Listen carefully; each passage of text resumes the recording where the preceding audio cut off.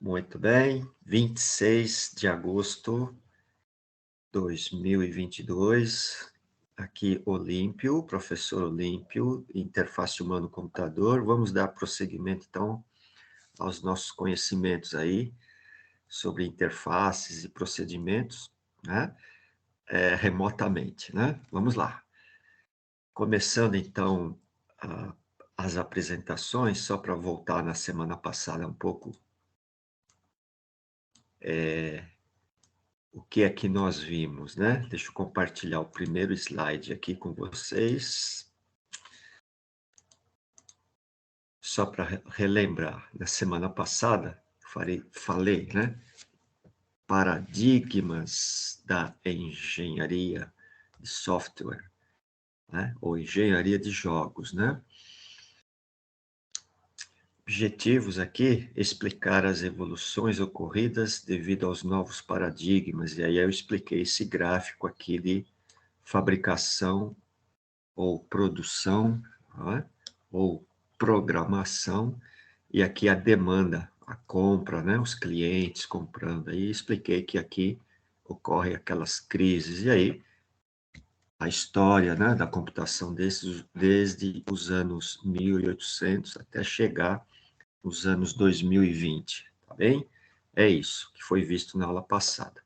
Sucessivamente, mostramos aqui, né, os eventos ocorridos, aqui o famoso Thomas Watson, né, fundador da IBM, e assim por diante. Muito bem.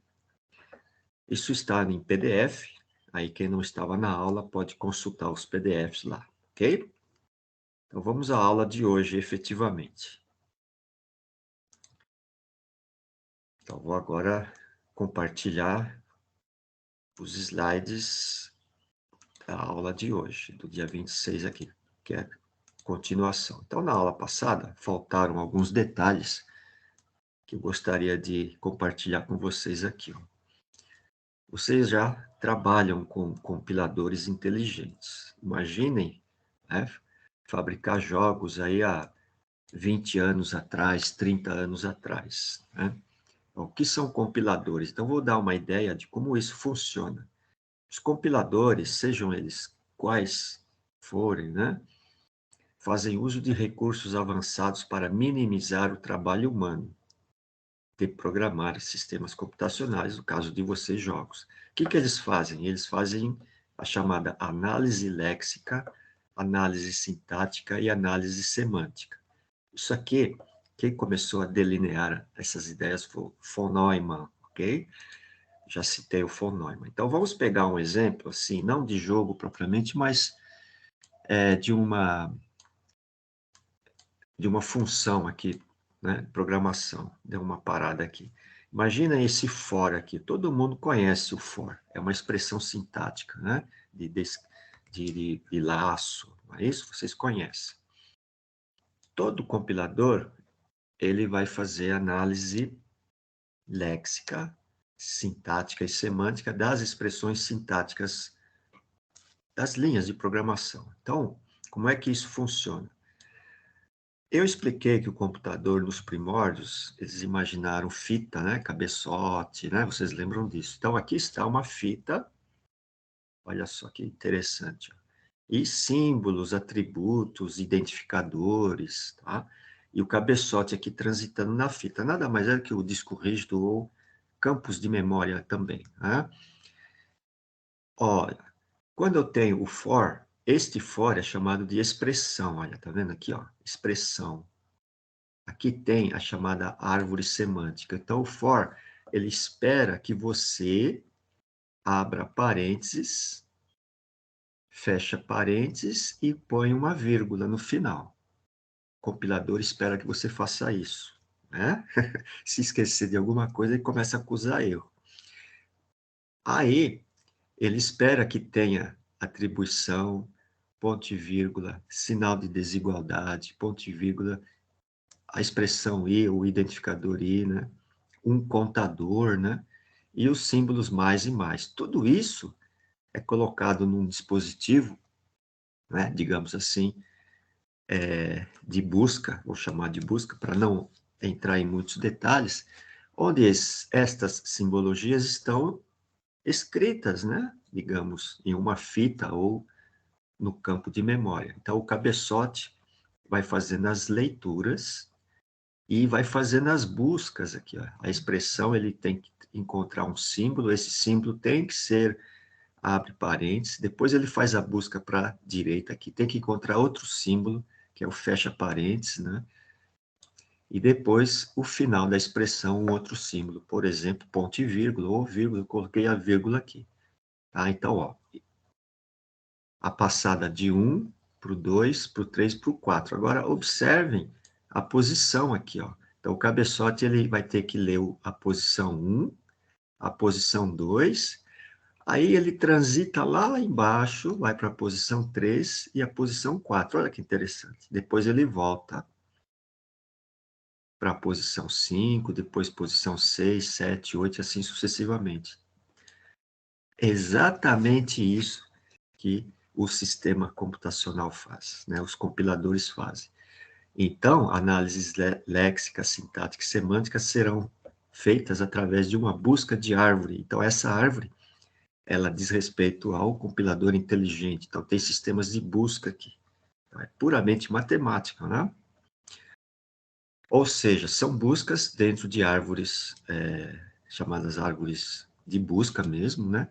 Vários tipos, chamado top-down, bottom-up, com os tokens. Eu não vou detalhar significativamente tudo isso, porque não precisamos. Então, são chamados algoritmos inteligentes de análise. Tá? É aquele gráfico que eu já mostrei para vocês. Né?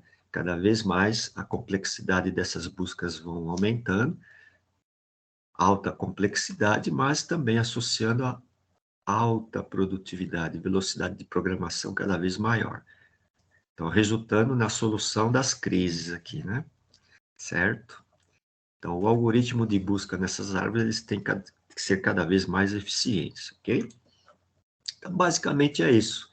É a busca, né, das leituras na fita. Então, agora ficou um pouco melhor esclarecido como é que aqueles primórdios dos matemáticos, né, von Neumann, o próprio Turing, né, imaginaram o funcionamento do computador. Tá bem? Deu para entender. Deixa eu só voltar um pouquinho aqui à transparência. Essas três palavras aqui, eu não vou detalhar tudo, mas primeiro ele faz análise léxica, são os símbolos. Símbolos é a letra F, a letra F, a letra O e a letra R. Então, se não estiver nessa sequência, ele não aceita, né? E depois a análise sintática. A análise sintática é a frase, né? Digamos assim. Então, depois do for, tem que ter o abre parênteses, depois fecha parênteses, depois uma. Então, ele faz essa análise. E a semântica é o entendimento, né? Por exemplo, você não pode trocar o símbolo aqui, ó, igual a 1, colocar aqui fora, né? Como se fosse sujeito, predicado, verbo, adjetivo. Então, são chamadas análises semânticas. Você não pode inverter as posições dos atributos, né? Dos indicadores aqui, identificadores. Ok? É isso. Agora vamos adiante. Já tem uma ideia do que é compilador inteligente, né? Isso é ótimo, tá? E agora deixa eu comentar um outro assunto que foge um pouquinho aí, mas que é interessante também. É menos tecnologia aqui agora o que eu vou falar e diz respeito diretamente às atividades de vocês aí, tá bem? É um conhecimento que eu vou passar para vocês aqui. Esse senhor aqui, né, Mr. Mikio Kaku, ele fez congresso, né, deu uma entrevista, né, sobre perspectivas de futuro. Eu não vou entrar em tantos detalhes também, mas ele é o autor da teoria das cordas. Quem se interessar em saber o que é a teoria das cordas, depois busquem, né, essas informações. Mas eu quero falar da previsão dos efeitos da tecnologia sobre os empregos, que é aquela questão do paradigma, né, da crise, etc. Então, o que ele disse? Com o advento da inteligência artificial e seus recursos tecnológicos, quais empregos irão resistir e quais irão desaparecer. Então, esse congresso, ele aconteceu já há uns 5, 6 anos, tá? Ok? É chamado Novo Paradigma, não é tão recente, mas ainda é atual, tá? É o famoso Mikio Kakuki, né? Acontece que os empregos do futuro serão aqueles que não podem ser feitos por inteligência artificial e robôs. Lembram do teste de Turing, né? Que eu comentei aula passada, né? Tudo que um robô fizer, um programa fizer, pode substituir o ser humano, tá? Será que a fabricação de jogos pode ser feita por um robô? Uma boa pergunta. Então, o reconhecimento de padrões é um dos maiores problemas para os robôs, sistemas inteligentes ainda, né? O problema é o senso comum. Essas máquinas automatizadas ainda não entendem o comportamento humano, não entendem o mundo, a cosmovisão do mundo, né? Ainda não possuem reconhecimento de padrões das emoções humanas, por exemplo, tá? Isso significa que os empregos repetitivos na indústria automotiva, têxtil, né, comércio, etc., né, o supermercados, né, estão em perigo. Motivo, automação, né, industrial, comercial, robótica, etc., né, inteligência artificial. Já empregos manuais, não repetitivos, e vão prosperar, por exemplo, lixeiros, saneamento, jardineiros, artesãos, design, encanadores, tá? E assim por diante. Então, quem se beneficiará entre os trabalhadores do escritório? Trabalhadores que se engajam no capitalismo intelectual, que é o caso de vocês, tá?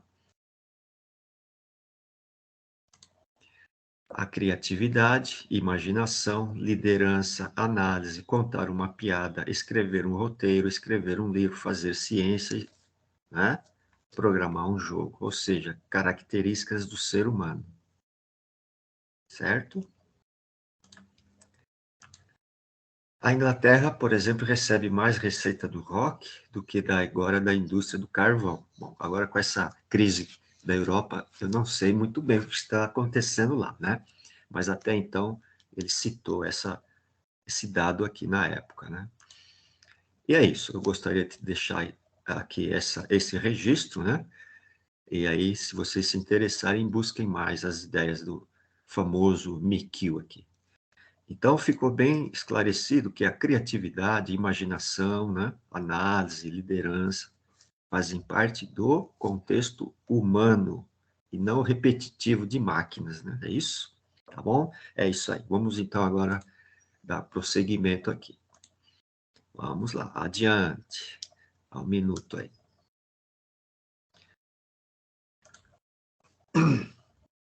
Agora, vamos lidar um pouquinho com um assunto chamado cores, tá?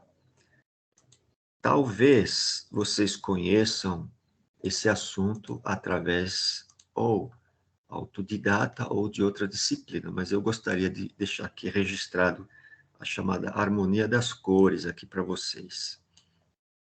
Faz parte, né, do nosso conteúdo, então eu vou fazer questão de explicar para vocês como é que funciona aqui. Durante as aulas sucessivamente, né, seguintes, paulatinamente, nós vamos voltando a esses assuntos sobre luz e cores, tá? Bom, cor é um sinal do espectro da luz em uma determinada frequência da linha Hertz e comprimento de onda nanômetro. Parece aula de física, mas eu preciso disso para explicar, tá? A luz incolor, chamada incolor, ou luz branca, né, é a fonte de todas as outras cores. As cores são percebidas pelo sistema de visão e proporcionam sensações e emoções, tá? Olha só que maravilha, né? Bastante cores aqui, né? Atrativas, né?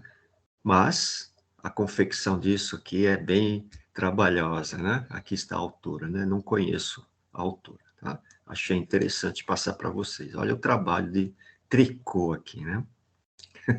Manual. Olha só. Então tem que ter imaginação, criatividade, não é verdade? Aqui está, olha, o tamanho, né? Da peça que aquela senhora fez, né? Produziu aí. E isso é uma habilidade que poucos têm, né? Não é verdade?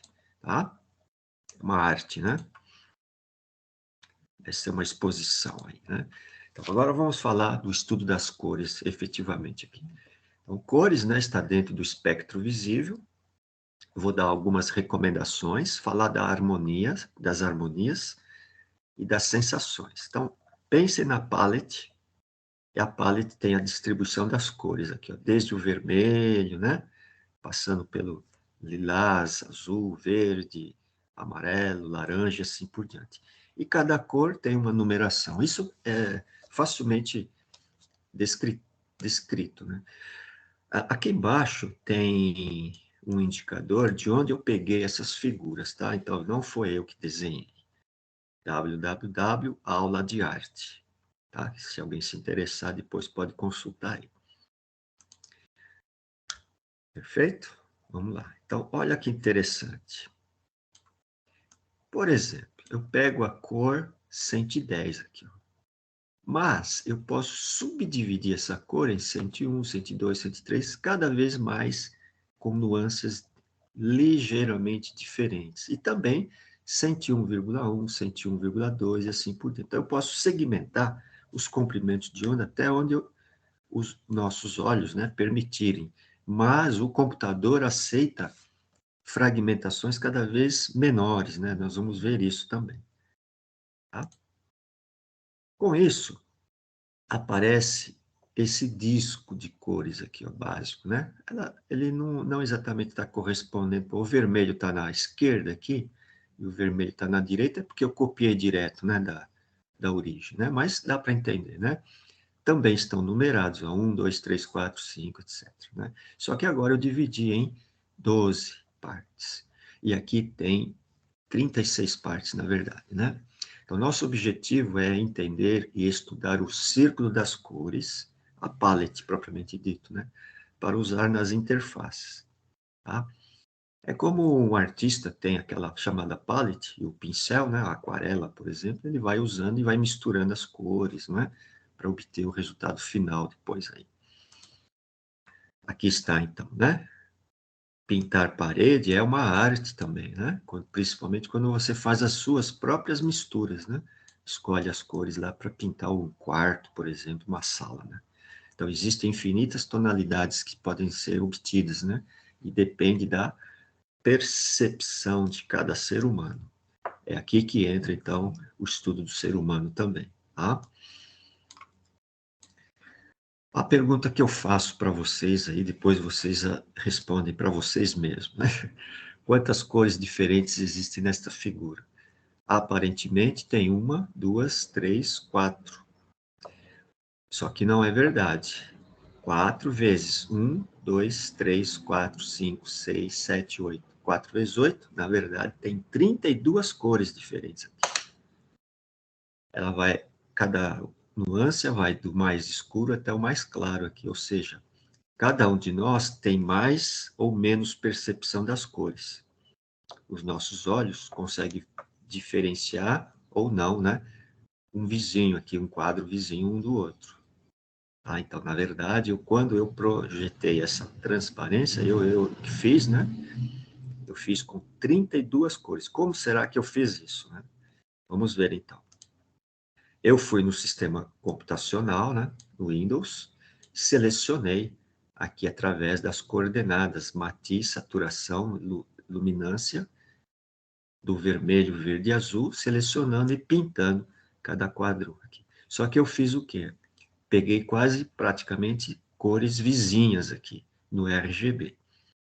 Então, na visão humana, praticamente é imperceptível, só que o sistema computacional identifica, porque cada cor tem o seu respectivo número, a numeração, chamada palette de cores, né, do sistema operacional da máquina aqui, que é, no caso, o Windows, né?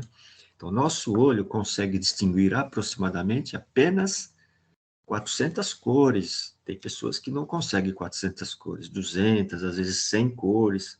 E os pintores, aqueles que têm mais habilidade, pode conseguir 600, às vezes, quem sabe, 700 cores. Entende a diferença? Então, depende muito da visão acurada ou de alta precisão, similar às capacidades auditiva, do tato, paladar e olfato. Tá? Aqui é o estudo matemático das cores. Quem um dia se interessar por computação gráfica mesmo, na parte matemática, vai estudar este gráfico aqui, tá? De ponta a ponta. Na realidade, ele chama o gráfico de língua, da língua, né? Parece com uma língua, então ele vai desde o vermelho, né, até o ultravioleta aqui. E é com escalas aqui, ó, X e Y. Então, cada coordenada X e Y tem uma determinada cor. E o que está fora do gráfico, até a fronteira, né, do gráfico aqui, que está fora do gráfico, são as cores não visíveis pelo ser humano. Então, esse gráfico é utilizado na computação gráfica e traduz o RGB em 3D, de 3D para 2D. Por que será? Na realidade, eles transformaram o sistema de coordenadas de 3 cores tridimensional, né, RGB, X, Y, Z, em um plano. Então, o gráfico ele contempla as 3 cores através destas escalas, né, linearizadas, né, que a gente chama, em um plano, em 2 dimensões, para facilitar o nosso trabalho humano, tá? Então, é um modelo gráfico 2D do sistema tricromático, RGB. E os valores são linearizados. Aqueles valores de 0 a 255 até 0, de 0 até 0,8, por exemplo, aqui. Perfeito? É o que temos aqui no gráfico, né? Bem, 0,8, aqui ele passa um pouco, né, de 0,8. Aqui tem os comprimentos de onda, não sei se dá para ler, mas ó, 520 nanômetro, ó, 540 nanômetro, 550 nanômetro. Lá na aula de física nós trabalhamos, né, com comprimento de onda, né? Tinha um exercício lá que eu passei para vocês em determinada ocasião lá, né? Então, aqui são gráficos que eu passo, né, para ilustrar a nossa aula, né? O ultravioleta, ele está nessa faixa aqui, ó, de 350 nanômetros, e o infravermelho, ele está já na faixa de 800 nanômetros.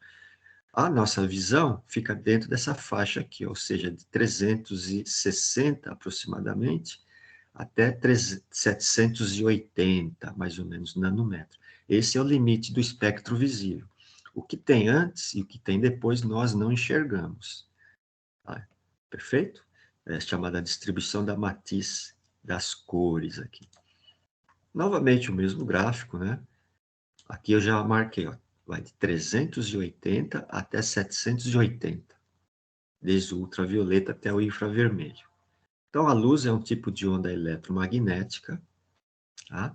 E se estende desde raio-x até micro-ondas. Ah, quer dizer que as micro-ondas têm cores? Perfeitamente. Nós não enxergamos, né? Tá? Vamos falar um pouquinho da teoria das cores agora.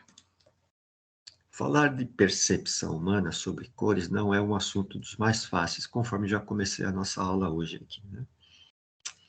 É uma informação visual gerada por um estímulo que é percebida pelos nossos olhos e interpretada pelo cérebro. A maneira como o nosso cérebro interpreta a cor é muito importante. Nós vamos estudar isso em visão fotocromática, tá? Uma cor pode ser relacionada a um sentimento, ao acontecimento, pode despertar emoções fortes, negativas, positivas, e pode influenciar em como percebemos o mundo, tá? Tem as chamadas classes de cores frias, aqui estão algumas, e as classes de cores quentes. As classes frias despertam mais tranquilidade, paz, harmonia, etc., quietude, né? E as cores quentes é mais agitação, tá? Tá? É mais sanguíneo aqui, né? Mais forte. Então, aqui estão algumas características, ó, calma, sossego, estabilidade, tempo livre, baixa pressão, dominação, né? Quietude, né? A paz.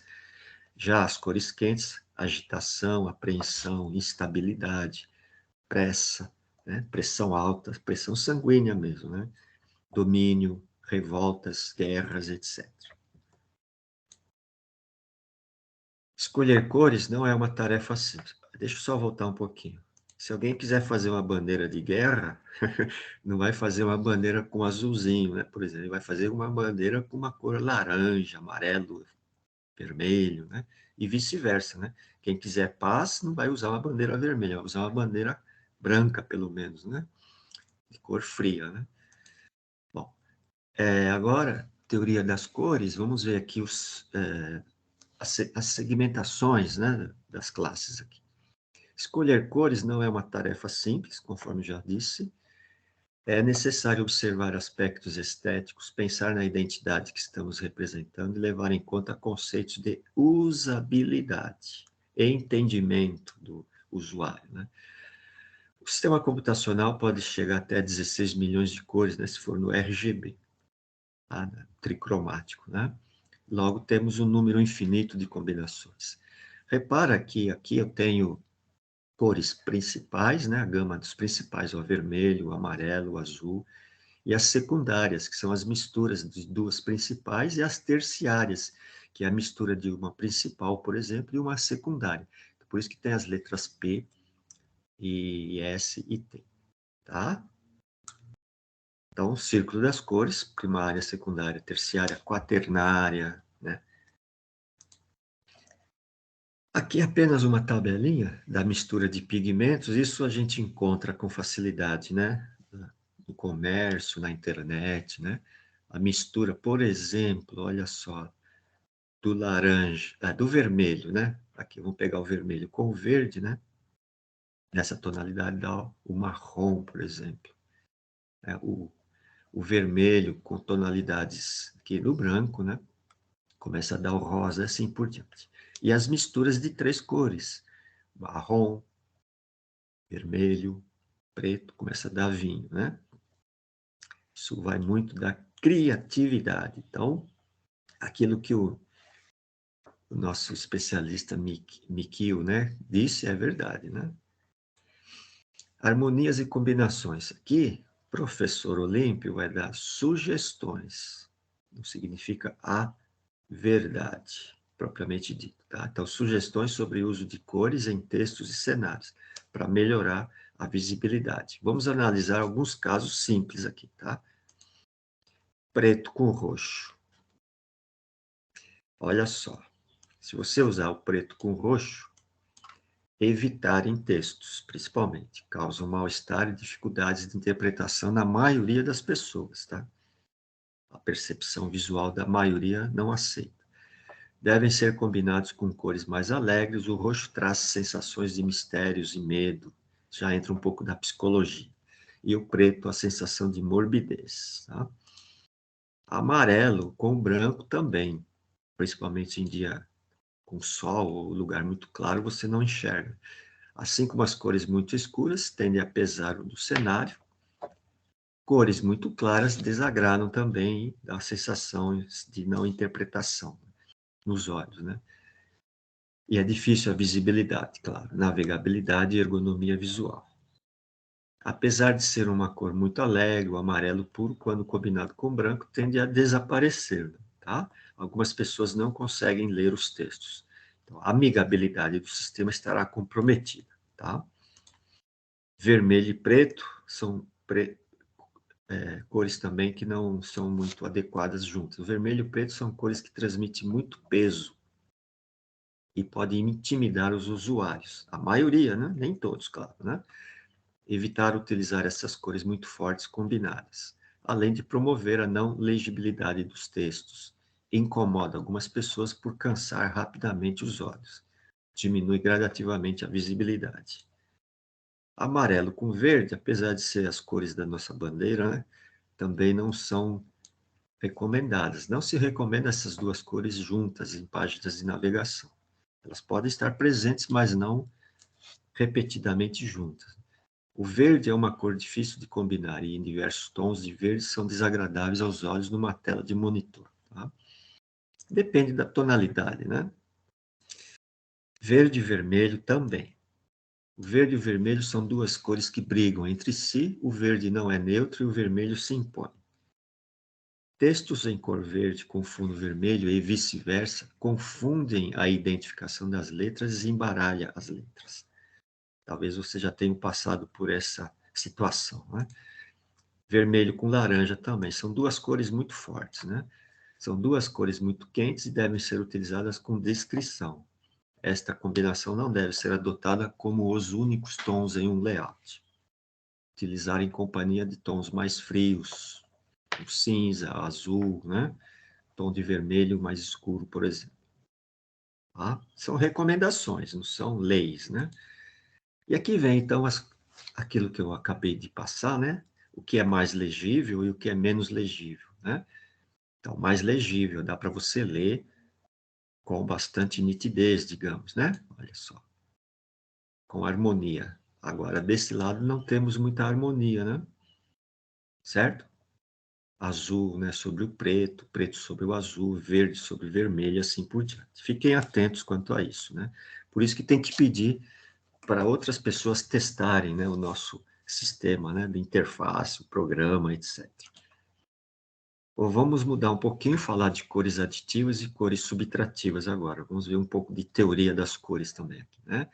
Podemos dizer que um objeto é verde quando este reflete apenas a cor verde e absorve as demais cores. Então, quando incide a luz branca sobre essa superfície verde, ele reflete apenas o verde e subtrai, digamos, né, absorve, né, as outras cores, ou seja, os outros comprimentos de onda.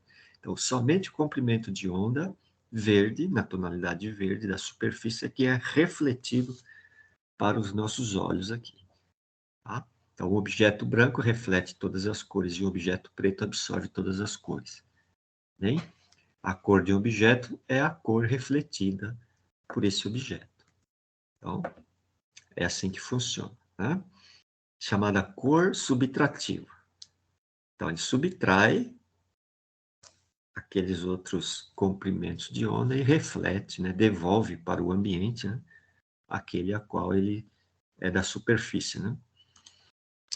Então, os estímulos que causam as sensações cromáticas provocadas pela ação da luz sobre o órgão da visão são divididos em três grupos básicos, né? Um estudo teórico aqui, né? Os das cores para impressão, quer dizer, voltando um pouquinho, faltou um pedaço, né? O das cores luz, os das cores para impressão e das cores para pigmentos. Então, eles classificam assim. E, além disso, nós temos que conhecer as chamadas cores aditivas. Na verdade, elas surgem da luz branca, então são fontes de luz. E a subtrativa, eu acabei de comentar no transparência anterior, ela subtrai, né? Ok? Elas são usadas principalmente para impressão e para pigmento. Então, a fonte de luz, ou cores-luz, são chamadas cores aditivas. E das cores de impressão e cores para pigmento são as subtrativas, ou seja, o monitor trabalha com luz aditiva ou cor aditiva, que é uma fonte de luz. E as impressoras, as revistas, os livros, fotografias trabalham com cores chamadas do campo subtrativo. Tá? É uma divisão técnica, né, que foi feita. Cor aditiva são fontes de luz. Então, os nossos pixels, né, do monitor, ou seja, do televisor, são RGB. Tá? Então, a luz branca solar representa a própria luz capaz de se decompor em todas as cores, é da teoria das cores, da ótica, né? E é observada nos raios luminosos, como, por exemplo, uma lâmpada emitindo uma luz vermelha. Tá? Então, as cores RGB são chamadas cor-luz do campo aditivo. Tá? Cor-luz é a estreita faixa de frequência do espectro luminoso visível, que vai de 380 a 780 nanohertz, da qual o olho humano identifica determinada tonalidade de cor. Baseia-se na luz solar ou em fontes luminosas artificiais, luzes, né, por exemplo. Né? A subtrativo, o campo subtrativo, né, é o amarelo, né, é o ciano, yellow, magenta, né, e o preto, né, ok? É usado para impressão na tecnologia. Por que será? Bom, vamos ver. Nos anos 50, a Norma Jean, né, Deutsche Institut für Normen, né, definiu as cores magenta, amarelo e ciano como as cores básicas da impressão, lá nos primórdios das impressoras coloridas, né? Para as revistas, fotografias coloridas, tá? Para impressão, não televisores, né? Tá? Considerando o grau de impureza dos pigmentos que impossibilita uma combinação que impossibilita combinação perfeita, né? Das cores, acrescentou-se o preto como uma quarta cor. O preto, na verdade, é a ausência dessas outras cores, né? E por isso que as impressoras, então, têm 4 compartimentos de cores. Ciano, yellow, magenta e o K, né? K de black, né? Preto, tá? Vamos falar agora das combinações harmônicas aqui de novo, né? As cores harmoniosas são aquelas que funcionam bem em conjunto ou justapostas. Olha que interessante. E que produzem um esquema atrativo de cores para a maioria das pessoas, né? O círculo cromático pode ser utilizado de forma a ajudar na escolha das cores. Então, esse círculo cromático, essa palette aqui, pode ser benéfico, né, no caso de escolha de cores, no trabalho, né? E as combinações respectivas, harmônicas. Para trabalhar bem as harmonias, é sempre aconselhável conhecer alguns termos relacionados com a teoria das cores. A ideia, né, é agradar, ou seja, a usabilidade, né? E proteger a visão do usuário. Tá? O primeiro tipo que eu passo para vocês é a chamada harmonia monocromática, de única cor, só que ela tem as nuances, né? O vermelho, do mais escuro até o mais claro, é a matiz vermelho. Né? Então, eu escolho uma matiz e vou trabalhar com ela. É a harmonia resultante de uma mesma cor do círculo cromático. As tonalidades podem mudar, mas todas ficam na mesma matiz. Então, é chamada monocromática. O esquema harmonia monocromática utiliza variações de luminosidade e saturação de uma mesma cor. Tá? Então, a cor principal pode ser combinada com cores neutras, preto e branco, no entanto, pode ser difícil, quando se utiliza essa harmonia, ressaltar elementos mais importantes. Entretanto, eu tentei aqui colocar... é que não tem um exemplo aqui. Tá, ok. Eu acho que vai aparecer um exemplo aqui já já. Então, a harmonia monocromática, basicamente, é o uso, na maioria do cenário, de uma única matiz com as nuances, né? Mais claro, mais escuro, etc. Muito bem, vamos agora ao segundo tipo, harmonia de cores análogas. O que eu vou fazer agora? Eu vou selecionar cores vizinhas aqui, ó, e trabalhar com as cores vizinhas, tá? É a harmonia formada por cores vizinhas do círculo cromático. Uma das cores é utilizada como a dominante, enquanto que as adjacentes são utilizadas para enriquecer a harmonia. Tá? Recomendações: evitar a utilização de muitos tons, por 8 tons, 7 tons, né? 3 tons, né? Máximo 4, né? Porque poderia destruir a harmonia. Tá? Evitar a combinação de muitas cores frias e quentes, né? Da mesma harmonia. Tá? Aqui tem exemplo de harmonia das cores análogas. Aqui, ó. Por exemplo, amarelo, né? E aqui o vermelho ou vinho, né? Tá? Aqui também, né? Mais o azul, né? Então, harmonia de cores análogas aqui, ó. Predominantemente a cor azul, né? Então, perguntas que podem ser feitas no futuro. As, as cores são ergonômicas aos usuários? Causa mal-estar? É inteligível? Possui acessibilidade? É fácil de usar e aprender com essas harmonias, né? O jogo, por exemplo, né? Entre sim e não, pode ter quase sempre, todas as vezes, etc. Tá? Então, já começo a mostrar para vocês um modelo de perguntas e respostas, digamos, né, de controle de qualidade, chamado modelo heurístico. Tá? Depois, adiante, nós vamos explicar bem melhor isso aí. Harmonia triática, ou três cores, é a harmonia onde usamos três cores equidistantes no círculo cromático, por exemplo, azul, amarelo e vermelho. Observem que eles estão equidistantes. Esse tipo de combinação consegue dar um efeito visual atraente. Essa harmonia é popular entre artistas porque oferece um alto contraste visual, ao mesmo tempo que conserva o balanço e riqueza das cores. Então, é uma técnica dos artistas, né? Tá bem? Aqui tem alguns exemplos que eu tentei buscar, né? Tá vendo? Verde, laranja, o azul, tá? Harmonia triática. Aqui também, né? Tentei buscar na internet alguns exemplos aí. Essas são propagandas, né? Aí, ó, Superman, né? Ok? A harmonia de contraste, agora elas estão distanciadas aqui, digamos, 180 graus. Tá? Resulta da justaposição de cores opostas no círculo cromático. A mais característica das harmonias de contraste é obtida pela combinação das cores complementares.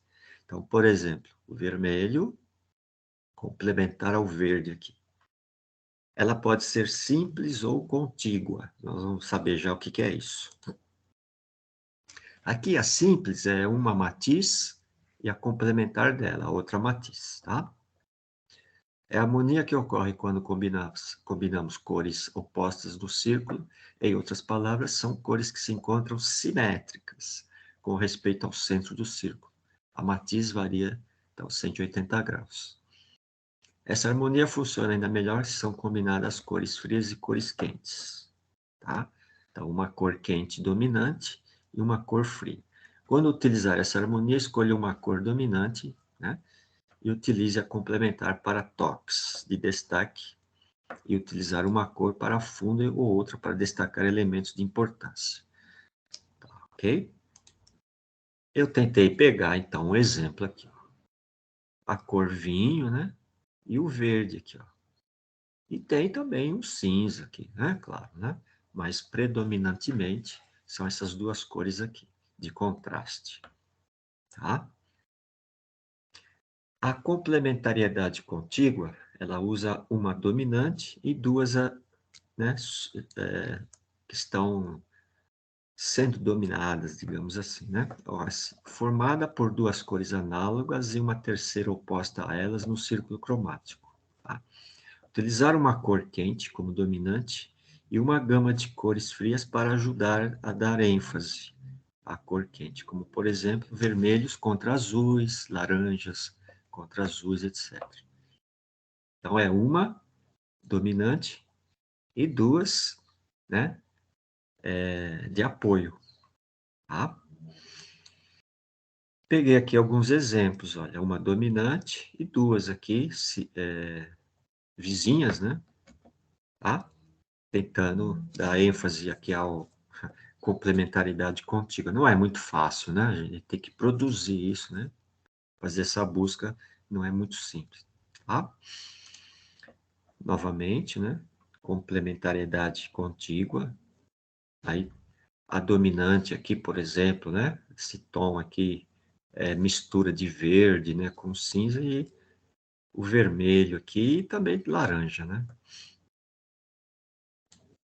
Agora, dupla complementariedade. Como o nome indica, refere-se à harmonia conseguida por dois pares de cores complementares entre si. Utiliza quatro cores, sendo elas complementares em pares. E é muito difícil trabalhar com esse tipo de harmonia. Tá? Se as quatro cores são utilizadas em iguais proporções, a harmonia parecerá desequilibrada. É a técnica que eles recomendam. Então, pelo qual deverá sempre ser escolhida uma cor como a dominante e as outras restantes de apoio, né? Ajuda, auxílio. Aqui está, então, dupla complementariedade. Eu tentei vasculhar e tentar encontrar, né? As quatro cores. No caso aqui, vamos identificar a cor dominante, né? Digamos, seja o verde, né? E as outras três de apoio aqui. O azul, o vermelho, né? Esse é outra tonalidade de azul aqui. Agora, falar de psicologia das cores, vamos trabalhar com o ser humano aqui. Quais efeitos físicos e psíquicos as cores provocam nos seres humanos? É na média, né? Na estatística, claro, né? Então, os efeitos são avaliados estatisticamente e representam situações observáveis em um grupo de pessoas, e depende da faixa etária, depende da cosmovisão de cada um, do tempo, a época vivida, né? Do espaço, da saúde da pessoa, da visão fotocromática, claro, né? O preto, tradicionalmente, né? Representa o medo, a morte, a tristeza, a opressão, dor, etc. Mas pode ser usado para outras situações também. Na publicidade, o preto está associado à nobreza e seriedade. E na moda, associado à elegância. Então, depende como você vai usar. Né? A prata, né? Cor prata, é a cor do luar, né? Alquimia, poderes espirituais, qualquer coisa fluida, misteriosa. Intelecto, harmonia e autoconhecimento. Os espelhos, né? Possuem essa característica aqui. O amarelo dourado, cores percebidas do sol, é a cor do dinheiro, né, que falam, né? Geld, né, gold, né? Evoca sentimentos de segurança e abundância, uma cor quente, faz as pessoas se sentirem alegres, tá? O marrom proporciona a sensação de solidez, duradouras, estabilidade e até mesmo calor. É a cor da terra, a cor da madeira também, símbolos da natureza.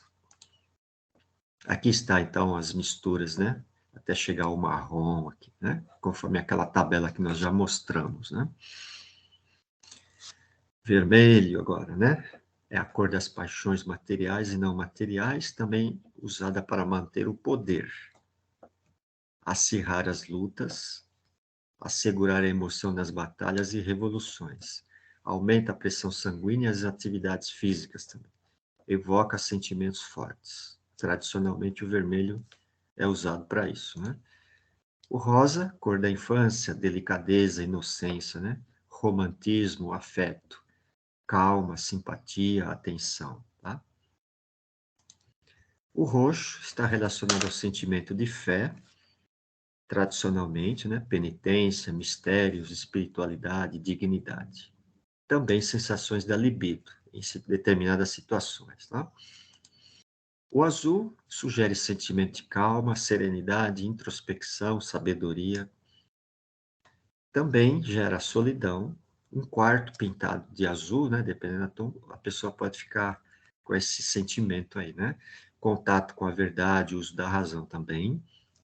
São também, causa a sensação de um espaço maior. Um quarto pintado com essa cor dá a sensação de que ele tem uma dimensão maior, né? O espaço é maior, tá? E também está ligado à capacidade de cálculos abstratos, tá? O verde, cor da natureza, plantas, né? Renovação da vida, crescimento, esperança, fertilidade, harmonia, saúde. Em outros aspectos, pode gerar sensação de prosperidade e também novos começos. O branco, cor típica da paz, né? Na religião representa a pureza, o batismo, inocência, casamento, harmonia, respeito à divindade. É a cor da neve, portanto, a cor fria. Né? Outras sensações: palidez, higiene, hospital, dignidade, eternidade, espaço ilimitado e até vulnerabilidade às ações externas. E aqui terminou, né, a nossa análise. Eu vou fazer aqui uma pergunta, né, para encerrar essa parte. Interessante, é um teste mesmo isso aqui. Está no recreio, né? As crianças da escola estão com sede, porque elas correram muito. E aí você oferece água para uma criança com duas opções: um recipiente azul e um recipiente de cor marrom, né? Pintado de marrom. De qual dos dois frascos a criança iria escolher para beber água? Estatisticamente, as crianças são mais espontâneas, né? E agem mais por impulso e emoção, escolheria a cor azul, porque o marrom tem aquelas características, né, da terra, né? Pode estar com sujeira, etc. É assim que funciona a percepção humana, tá? Então, estaria representada pela... A água é a mesma, né, dos dois recipientes, só que escolheria a maior quantidade de crianças, pelo menos estatisticamente, a cor azul. Tá? Muito bem, essa parte nós encerramos. Falta agora a última parte da aula de hoje.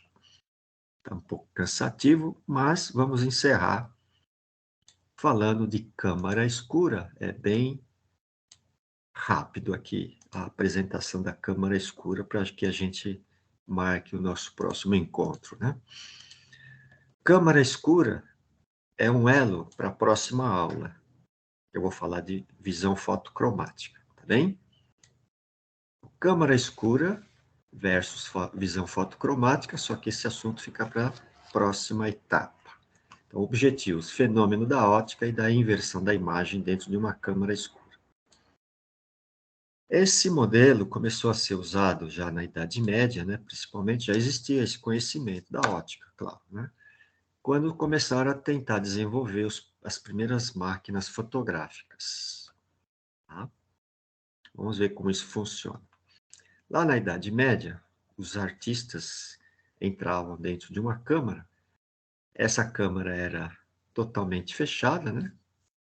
E aqui tinha uma abertura, onde a luz, né, atravessava e era projetada numa tela translúcida aqui, ou num tecido, né? E através dessa inversão também, da chegada da luz aqui, da imagem, o artista fazia, então, o quadro, né? Por exemplo, aqui, um retrato, né? Então, vamos chamar de máquina fotográfica, né? Só que a imagem está de ponta cabeça, tá? Esse é um efeito da ótica, tá? Então, aqui está o modelo físico, geométrico, matemático, né? Como que isso acontece. Depende da geometria. Então, a imagem, ela entra para dentro da câmara invertido, tá? Então, é um experimento que pode ser feito com uma caixa de sapato, né? E o olho humano é uma câmara escura também.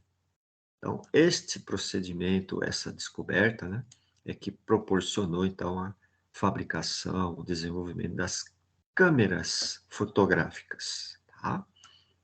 Então, aqui está, então, o olho humano e a imagem que é projetada no olho está invertida pelo efeito da câmara escura, tá?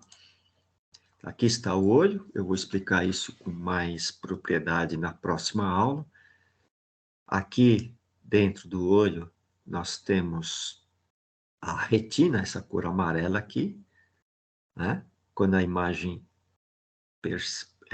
atravessa, né, o cristalino, etc., entra dentro do olho, ela aparece aqui no fundo do olho invertido.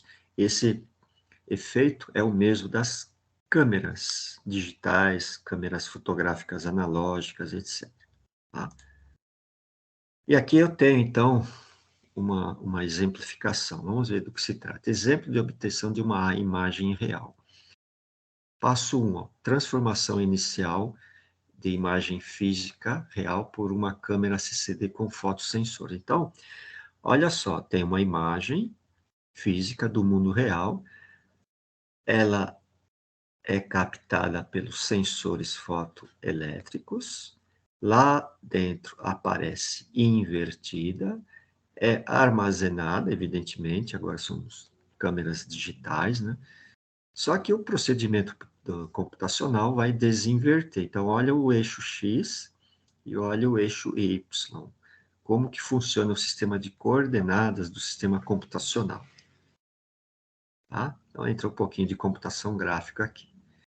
Então, aqui, então, tem dois, né? A câmera CCD, transformação da imagem em sinais digitais. 3, armazenamento da imagem em uma matriz virtual do microprocessador. Em seguida, então, construção e armazenamento em memória da matriz de pontos ou bitmap visível ao ser humano. Então, aqui já estaria na tela, né, digamos assim, do sistema computacional ou um dispositivo móvel, né?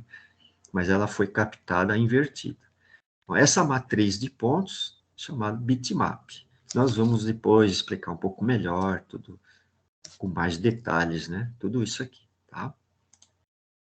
Então, o olho serviu de referência para o desenvolvimento da tecnologia. Bem, então esse mosaico aqui, esse bitmap, é muito similar aos nossos olhos, a visão fotocromática, tá? E interessante, eu peguei uma citação aqui da tecnologia, né? Por exemplo, esse bitmap é uma fotografia de 480 por 640, dando 307 mil pontos, né? Uma imagem de razoável resolução. E nossos celulares hoje, mais atuais, né? Possuem essas câmeras já de 12 megapixels, ou seja, 12 milhões de pontos. São matrizes, né? Ou bitmaps já de 3.000 por 4.000 pontos, né? Dentro de um pequeno espaço aqui, né? Geométrico, físico, né? Interessante, né? Os iPhones aí, né? Tem até de mais de 12, eu acho que de 40 megapixels já, eu acho, né? Então, a tecnologia melhorou bem. Ou seja, a quantidade de sensores aqui é muito alta. Praticamente 12 milhões de sensores aqui. Tá? Essa foi a primeira fotografia, pelo menos o que diz a história, né? No ano 1825. Tá? Exposição pela absorção da luz, né? Tá? 1825. Então, finalizando a nossa aula de hoje, eu só vou citar por exemplo, uma questão de prova. Quando eu faço prova, eu passo, né? Aplico a prova. Eu posso fazer uma pergunta, uma questão sobre os assuntos cores, harmonia, visão, retina, luz, bastonetes. Nós vamos conversar sobre isso ainda.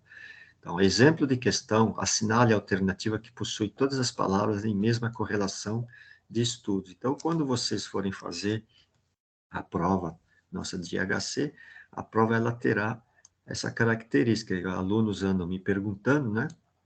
Então, já deixei registrado aqui. Por exemplo, retina, cones, cores, síndrome de Down. Síndrome de Down não tem relação com o estudo de cores, da visão, etc. Então, não é essa. A, né? A B, retina, cones, bastonetes, luz, daltonismo, acuidade visual, todas as palavras estão correlacionadas. C, tato, já não tem relação. Acuidade visual, coordenação motora, então está mal de Parkinson. Está tudo misturado, também não é essa. Porque todas as palavras em mesma correlação de estudos, tá?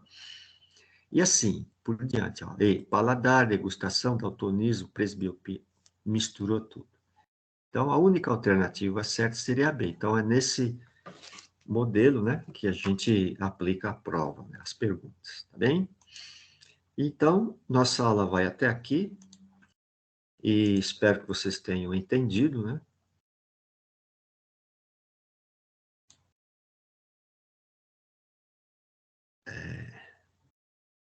Agora eu vou... para o... Foi a última transparência que eu compartilhei, a aula terminou. Então, eu vou parar a gravação e está encerrada a nossa aula de hoje aí, ok?